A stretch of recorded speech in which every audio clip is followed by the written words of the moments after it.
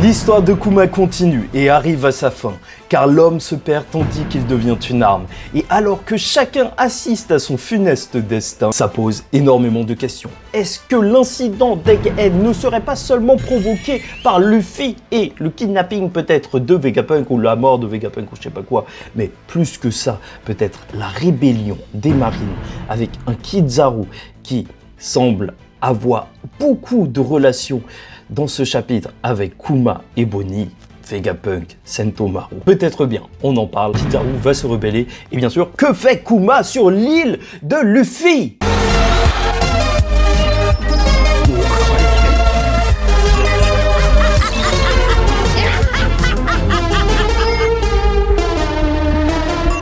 Mesdames et messieurs, ici Chad et on se retrouve aujourd'hui pour la review du chapitre 1100 de One Piece. Merci Bonnie. Et on retrouve une page cover donc où on voit Sanji cuisiner, Usopp nostalgique en pensant à ses camarades. Et c'est vrai que c'est juste génial et j'ai très hâte en fait de voir ça, le retour des camarades des Mugiwara, parce qu'ils pourraient vraiment donc aller sur leur île natale, ramener des mecs, même Zoro, ramener ses deux potes chasseurs de primes et ensuite donc venir avec leur petit groupe se réunir pour la guerre finale.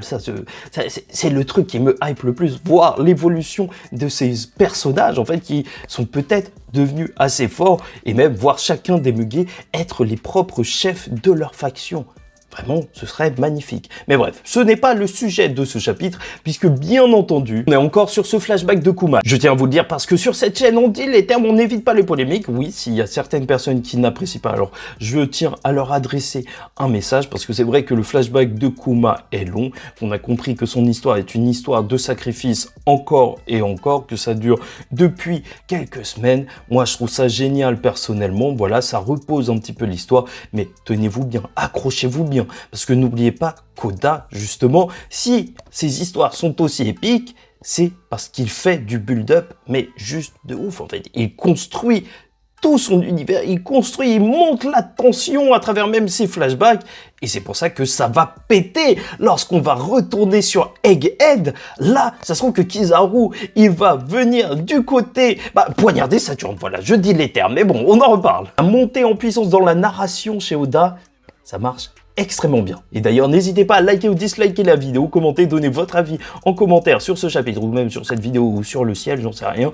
Et vous abonner si vous n'êtes pas encore abonné. Et commençons par le premier sujet de la vidéo que je voulais traiter avec vous, le pacte avec le diable Saturne et la rébellion de Kizaru sur Egghead peut-être. Puisque déjà, dès le début du chapitre, on retrouve Egghead qui semblait être en fait une île hivernale. Et ça, c'est assez intéressant parce que bien sûr, c'est l'île du passé, donc ça a pu conserver beaucoup de choses en étant dans la glace, comme Moussama qui conservait quand même un grand chapeau géant donc dans la glace, mais plus que ça, c'est vrai que Vegapunk, donc lui, vient d'une île hivernale et donc il s'y retrouve encore une fois, peut-être lié à ça, et on a l'arrivée dès le début du chapitre de Borsalino, donc de notre très cher Kizaru qui est déjà amiral de la marine, et Vegapunk était espionné donc par le gouvernement, et donc Saturne va pouvoir parler à Kuma. Parce que oui, le gouvernement, il n'est pas trop content quand on fait des pactes secrets avec les pirates et accepte justement le soin de Bonnie à 3 conditions. Parce que bien sûr, c'est super intéressant pour le gouvernement mondial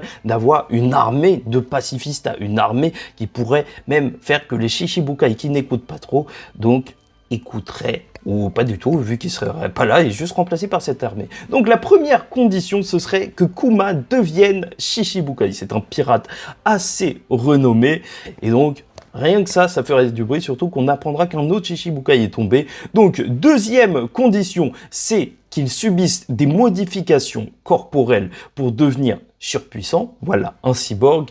Mais c'est là où ça va être terrible, c'est que la troisième condition, c'est que ça ne doit pas s'arrêter donc à son corps, mais aussi à son esprit. Il doit perdre son humanité, car c'est un pirate qui était connu pour avoir des liens avec l'armée révolutionnaire, et donc il s'en méfie. Et s'il veut sauver Bonnie, il devra abandonner même sa vie et son esprit. Déjà, rien que ça, je trouve ça génial parce qu'on voit le docteur Vegapunk se rebeller un petit peu, se dire que c'est juste inhumain, que ça revient à tuer quelqu'un. Et merci, parce que sinon, si le docteur Vegapunk avait rien dit, il manquerait vraiment trop d'humanité. Il a quand même une certaine limite. Tu vois que Kizaru ne commente pas cet événement, sachant que Kizaru vraiment, il est central, je pense, lors de cet arc, vu que en vrai tous les personnages sont liés aussi à Kizaru qui se retrouve sur cette île. Et le pire, et peut-être le plus déchirant, c'est de voir que Kuma, en fait, il pleurera de joie en entendant ça, en imaginant juste que sa fille serait en vie, même s'il doit mourir, même s'il doit se sacrifier, il s'en fiche. Si sa fille en ressort vivant, alors il est heureux. Ah non, franchement, le personnage de Kuma, c'est dur de faire mieux là. Oda, il a vraiment réussi à créer quelque chose. Donc, il faudra 1 an et demi afin de soigner Bonnie et 2 ans pour donc que Kuma soit entièrement transformé. Tout ça, ça se fait sur le long terme et Vegapunk, même s'il délire un petit peu par rapport à tout ça, bah Kuma a accepté et donc ça va se faire. L'inquiétude de Saturne, vu qu'en fait au bout de 6 mois les opérations sur Bonnie seront terminées, il lui faudra juste 1 an donc pour se remettre un petit peu de tout ça, c'est que Kuma au bout d'1 an et 6 mois ils se disent bah vas-y ça y est c'est terminé et il s'enfuit avec Bonnie. C'est pour ça qu'elle sera retenue en otage entre guillemets et il négocie pour qu'elle soit retenue non pas dans une prison du gouvernement mondial ou je sais pas quoi, mais dans l'église à Sorbet, voilà, chez elle. C'est là que la narration visuelle d'Oda, ses dessins sont juste hyper efficaces. Voir en parallèle, voir Bonnie qui est en train de regagner sa vie via ses opérations et voir Kuma qui lui aussi subit des opérations pour perdre la vie, ça dans des cases qui sont juste juxtaposées et c'est magnifique. Vraiment, c'est des cases qui sont hyper poignantes, hyper prenantes et c'est là où tu te dis Oda est fort. On passe sur le fait que Vegapunk il est en train de se dire que oui, il lui faudrait peut-être d'autres corps pour s'occuper d'autres tâches et comme ça lui il pourrait se concentrer sur ses études scientifiques. Et franchement, quand je le vois, le Vegapunk écrire plein de trucs sur sa table, bah, je me dis que en fait c'était Oda qui rêvait de ça, hein, je suis sûr et certain. Et qui n'a pas rêvé d'avoir des Kagebunshin, donc d'avoir des clones pour qu'ils fassent le taf à notre place, pour qu'on puisse avancer beaucoup plus vite. Je pourrais sortir un max de grosses théories. Oui, ce serait incroyable. Et je suis sûr que Oda, il s'est reconnu, le docteur Vegapunk, en écrivant ça. Donc venons-en au sujet de la rébellion de Kizaru, qui aura peut-être lieu dans le présent, étant donné que les 5 vont vivre ensemble. En fait, tu vois Bonnie traîner, embêter un petit peu le Sentomaru, le Vegapunk, qui est bien sûr avec Kizaru, qui est en train de tout le temps surveiller, et Kizaru, voilà, qui apprend les techniques à Sentomaru. On l'a vu lors des précédents chapitres et donc ils étaient même en lien avec Kuma. Et toute la question, alors que Vegapunk était contre de base et que maintenant même Saturne veut tuer Vegapunk, va peut-être probablement tuer Bonnie, même ordonner à Kizaru d'attaquer Sentomaru. Que va faire Kizaru? Au bout d'un moment, ça va commencer à faire beaucoup. Et je me dis que peut-être ce seront eux, ces personnages qui étaient présents durant l'histoire de Kuma, qui ont vécu ensemble, donc qui pourraient mettre fin à Saturne. On parle quand même de personnages qui ont été extrêmement liés. On a carrément une case, et je pense qu'elle est iconique lors de ce chapitre, où tu vois Kuma qui fait sa danse de Nika, tu connais, mais avec Kizaru, l'amiral de la marine, Sentomaru, Vegapunk, Bonnie, voilà. Ils étaient liés, véritablement. Ils partageaient même des pizzas ensemble, et c'était peut-être le dernier repas que Bonnie a partagé en famille, puisque quand même, ça a duré assez longtemps, tout ça, et c'est peut-être pour ça aussi que c'est son repas préféré, la pizza, d'après les SBS d'Oda. Mais alors que Kizaru, il devait voir, donc il y avait des magouilles dans le gouvernement mondial avec le vaisseau de la pègre qui ramène des éléments donc sur cette île qu'on voit lors de ce chapitre. On te parle du personnage du mythe alors qu'on l'avait vu à la Tea Party de Big Mom. Peut-être que Kizaru peut passer au-dessus, se dire que voilà, parfois il faut bosser avec la pègre. Mais sincèrement, je vois très mal Kizaru exécuter les ordres alors que ses anciens camarades, des gens avec qui il a vécu en tout cas durant 1 an et demi, mais même plus que ça pour Vegapunk et Sentomaru, donc sont tués par le gouvernement mondial et en plus par Saturne qui a littéralement une tête de démon. Je suis sûr que Kizaru va faire quelque chose après ce chapitre de flashback. En plus, les 3 amiraux de base de One Piece de la marine, donc ils sont issus physiquement de personnages du cinéma japonais, enfin d'acteurs, et celui qui était Kizaru, l'acteur, il joue dans des films de gangsters où souvent c'est le big boss, donc Rébellion et compagnie. peut-être bien, et je trouve ça juste génial en thème avec le personnage de Kizaru qui semble être là juste pour faire son travail à chaque fois. Chaque fois qu'il fait quelque chose, t'as pas l'impression qu'il se donne à fond, t'as pas l'impression qu'il a de passion dans son travail de marine, c'est juste, on lui demande de faire le taf, il fait le taf.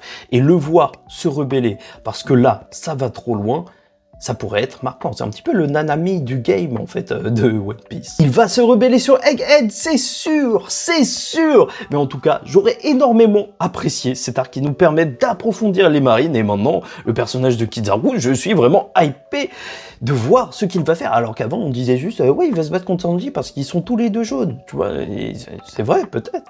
Mais est-ce que tu étais vraiment hypé par ça? Là, maintenant, la hype est réel. Mais bref, terminons notre review en parlant des adieux de Kuma avec un monde qui change, puisqu'on va retrouver Bonnie qui va donc atterrir à l'église à la suite de ses opérations. Voilà, elle retrouve un petit peu les gens du royaume, ça fait plaisir, elle retrouve même la mère du roi, donc Connie, la vieille dame, et on peut se dire que par la suite, si elle s'est enfuie de l'endroit où elle était enfermée de cette église, c'est juste en prenant la forme de Connie, comme elle a fait, pour partir à la rêverie. Et alors que c'est Kuma qui va la déposer et que c'est un adieu, en fait, vers sa fille, parce qu'il n'aura plus le droit de revenir, bah, bien sûr, ça va être un moment touchant, marquant. Elle espère juste pouvoir voyager avec lui. Tu vois que le CP8, donc avec un membre qui s'appelle Alpha, donc est là pour les surveiller. Ils ont construit vraiment une genre de barrière, de prison, des petites maisons cachées à côté pour ne pas qu'elle s'enfuit. C'est leur otage afin que Kuma se transforme entièrement. D'ailleurs, cet Alpha, je vais pas te mentir, de base, je pensais que c'était Khalifa, enfin un membre du CP9, tu vois. Et au final, je me demande si c'est pas sa sœur ou sa mère ou je sais pas quoi. Et ce sera assez intéressant de voir qu'il y a une famille de gens qui travaillent dans le Tipeee, mais en vrai, on s'en fiche un petit peu. Quoi qu'il en soit, ce qui fait de Kuma le père de One Piece, vraiment, c'est le papa de One Piece. C'est juste même cette phrase qui lui dira qu'il est heureux qu'elle soit née. Et c'est tellement impactant, alors que lui, toute son histoire, c'est justement le fait que sa naissance n'était pas désiré par le monde entier, en fait. Que son simple sang de boucanier faisait de lui un esclave. Quelqu'un qui devait mourir dans ce monde. Et ça, c'est juste génial. Il dit à Bonnie ce qu'il aurait peut-être dû entendre. Et c'est encore plus puissant quand tu te dis que Bonnie, c'est pas forcément un enfant désiré, vu l'histoire de Ginny, qu'elle est revenue après de l'esclavage et que... Voilà, peut-être que c'est un enfant issu de quelque chose de terrible. Et lui dire que, ouais, je suis heureux que tu sois là. Tu vois, malgré tout ce qui s'est passé, malgré toutes les horreurs, c'est vraiment magnifique. Et il donne sa vie pour elle. C'est vraiment c'est le papa. Et bon, bien sûr, le moment que tout le monde a apprécié lors de ce chapitre, c'est de voir les Shichibukai donc réagir à l'arrivée de Kuma parmi eux. On peut passer un petit peu sur les personnages, vous voyez, ils lâchent tous leurs petites phrases, voir Robin du côté des ennemis, ça faisait depuis longtemps, voir Alvida et Kobe, bah, je me demande pourquoi ils sont là, mais pourquoi pas, ouais, au final, pourquoi pas, tout simplement. Mais ce qui sera quand même énorme, c'est de voir Ace, Barbe Blanche et Jinbei sur le bateau de Barbe Blanche, donc en parler. Jinbei qui s'inquiète qu'il y a de plus en plus de rois chez les Shichibukai, et c'est vrai que ça montre que la position de Shichibukai, c'est pas une position militaire de protection, je sais pas quoi, mais c'est vraiment une position politique, en fait. Après, tu fais ce que tu veux, et des choses juste terribles sur des royaumes. Oui, Crocodile, Mingo, Kuma, ancien roi de Sorbet, et plus intéressant, et c'est là que la toile Internet s'enflamme, Ace, enfin, on a une preuve plus ou moins de sa puissance. Et là, en plus, ça fait un énorme parallèle avec Luffy qui a défait Crocodile, qui a rencontré Jinbei, voilà.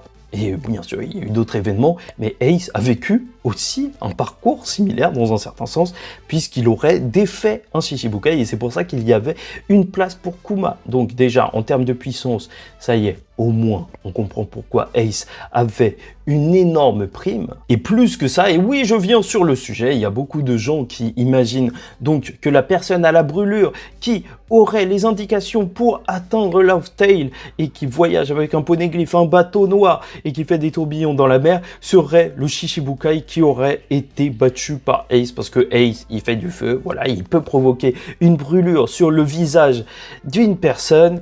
Mais je sais pas, j'y crois pas trop. Je me dis que c'est peut-être un petit peu dommage de partir sur ça. Surtout le plus gros, je sais que le gouvernement est débile parfois, le gouvernement mondial. Hein, je parle pas du gouvernement français, ou peut-être bien. Ah ouais, là tu sais pas trop. Enfin, tu sais très bien que si je parle des deux en vrai. Donc, quand même, ce serait assez étrange qu'ils aient accepté dans leur rang un pirate qui est un road poneglyph sur son bateau. Ouais, ça, ce serait assez bizarre. Sauf s'il est acquéri par la suite. Mais je sens que, vraiment, cette histoire d'homme avec la brûlure, voilà, ça peut être Dragon, ça peut être Jaguar D-Soul, ou je sais pas quoi. Mais ça se trouve, Oda, il va nous sortir quelqu'un de son chapeau.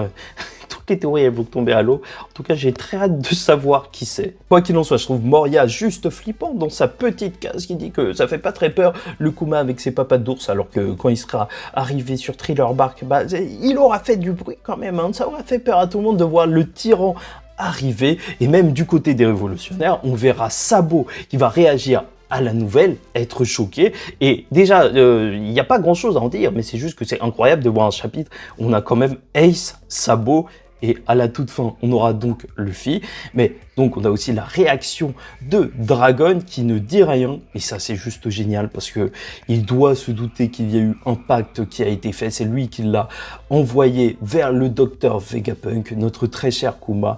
Et sa vengeance sera juste terrible. Et c'est ça qu'on attend. Quoi qu'il en soit, le chapitre il se termine véritablement sur le bateau de Kuma qui arrive vers l'île où se trouve Luffy, où il a grandi. Et déjà le bateau de Kuma, c'est touchant parce que c'est un bateau pirate, mais c'est quoi le Jolly Roger? C'est pas une tête en squelette ou je sais pas quoi, c'est le dessin de Bonnie de la tête de Kuma. Oui, en fait, c'est pas un bateau de pirate, c'est un bateau de papa. Sauf que dans le monde de One Piece, au lieu d'accrocher ça sur ton frigo, t'accroches ça sur ton bateau. On voit Kuma écrire des lettres à sa fille pour lui indiquer donc des destinations qu'elle pourra visiter par la suite quand elle sera grande, assez simple d'accès et compagnie. Et quoi qu'il en soit, la hype est présente. Est-ce qu'il va y avoir une rencontre entre le jeune Luffy et Kuma? Je vais pas te mentir, j'attends que ça de réparer certaines incohérences comme Luffy qui a mangé le Gomu Gomu no Mi alors que c'est un fruit super dangereux quand même. Ça aurait dû faire du bruit qu'il y ait un gamin élastique et peut-être que Kuma a été envoyé donc pour arrêter Luffy, que tout ça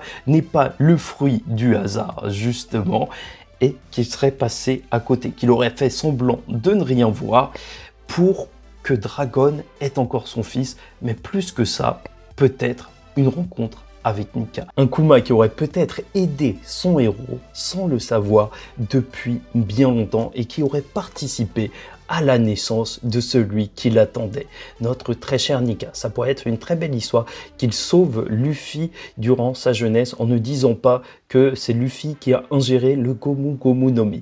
Mais quoi qu'il en soit, la suite risque d'être énorme. Un chapitre 1101 qui devrait marquer la fin du flashback de Kuma avec en plus One Piece en cover du magazine, un color spread. Donc ça sent le gros chapitre. Vraiment, j'ai trop hâte de retourner sur Egghead, hein. Voir Kizaru peut-être se rebeller face à Saturne. Même le S-Beer, dont je suis sûr, je vous ai parlé de ça la semaine dernière, va se rebeller car Vegapunk a du mal à donc réfréner les désirs des personnes. Et donc le clone de Kuma aura ce désir de liberté, peut-être même de rébellion. Et en plus, il y a la bulle avec les souvenirs, donc il peut prendre la bulle avec les souvenirs et devenir le vrai Kuma, entre guillemets. Enfin, tout ça va juste être énorme. Quoi qu'il en soit, le chapitre 1100 de One Piece est encore une fois un sacrifice, mais fait avec le sourire. Car malgré la mort de son ami, malgré le pacte réalisé avec le diable, Kuma est heureux que Bonnie soit née et a réussi à la sauver. Même si tout s'est fait au prix de sa vie durant ces derniers mois de lucidité, et coup du destin ou non, il se dirige vers celui dont il a toujours rêvé, le jeune Joy Boy. Et cette rencontre risque d'être déterminante pour lui et pour le monde, car l'espoir pouvait sembler être perdu, mais en réalité, la libération était déjà en marche.